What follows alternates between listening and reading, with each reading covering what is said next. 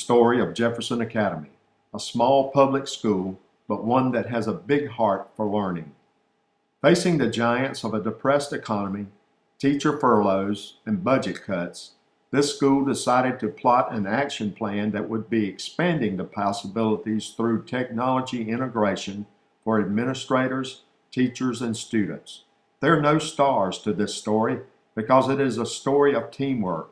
Cooperation between administration, teachers, students, and the community are essential for the goals of transforming our strong traditions for learning into a launching pad for our students to meet and exceed the challenges of 21st century learning. The biggest challenge for expanding the possibilities for student learning through technology was the high student-to-computer ratio. The Academy's Technology Committee met this obstacle through the development of a homemade portable computer lab. The basic component of this lab is the Acer Netbook. This Acer Netbook is lightweight, has a built-in mouse, 2 gigabytes of memory, runs on the Windows XP Microsoft platform, and is wireless with rechargeable batteries that take 3 hours to charge and last for over 2 hours per usage.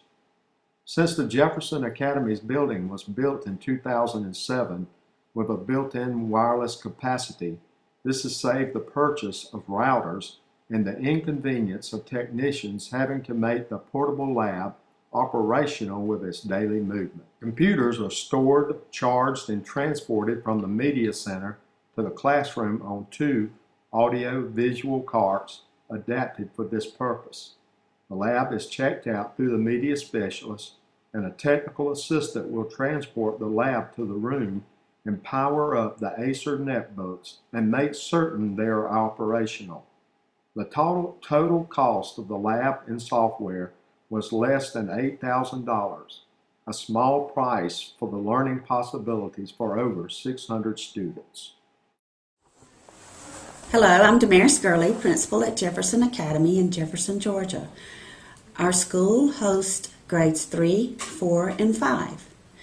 Our goals this year are to meet the needs of all students. Not only do we want all students to meet the CRCT, but we also want as many students as possible to meet and exceed on the CRCT. So one of our focus areas this year is to allow students to investigate and research and allow teachers to extend the thinking of students so that we have more students and a higher percentage of students exceeding on the CRCT. By doing this, we have purchased a portable computer lab with Acers. Right now we have around 30 Acers that can be distributed throughout the classrooms. In addition, each classroom has 6 to 7 standalone computers.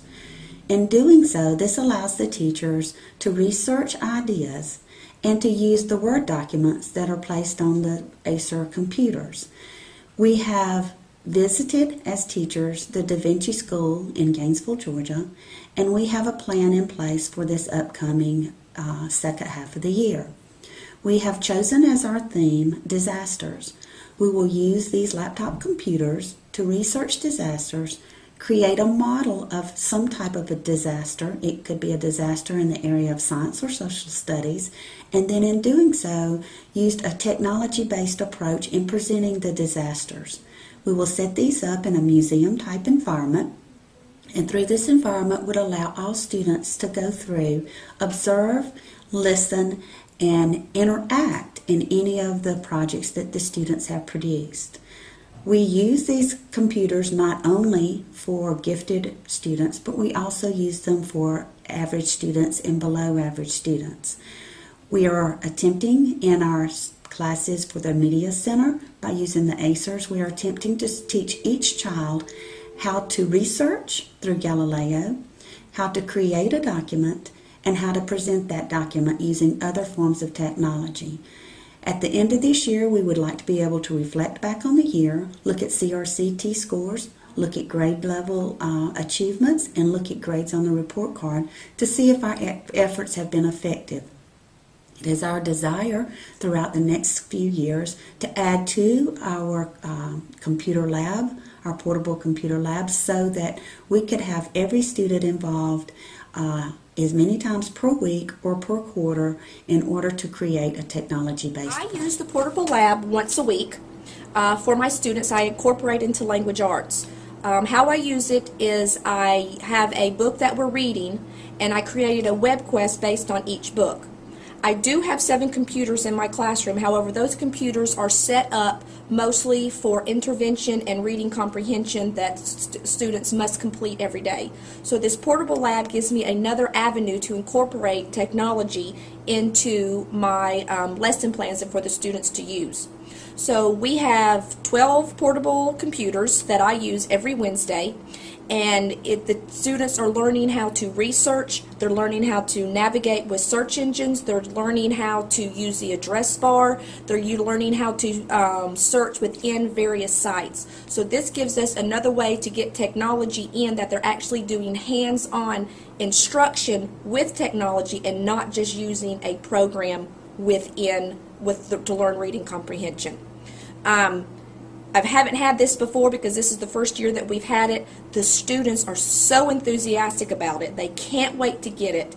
I've noticed the first couple weeks I was really having to guide them on everything, and now they're becoming so self-sufficient on the computer, learning icons, learning the shortcuts, how to maneuver, how to move from one site to the other. I like the netbook because it's a whole lot smaller and portable, and instead of using notebooks and writing, it's easier to type and it's easier to read rather than writing down and trying to read someone's handwriting. And you can also get on the internet, and you can, right now in social studies, we're looking up the Civil War and the medical care, and they didn't have as much technology as we do today in hospitals.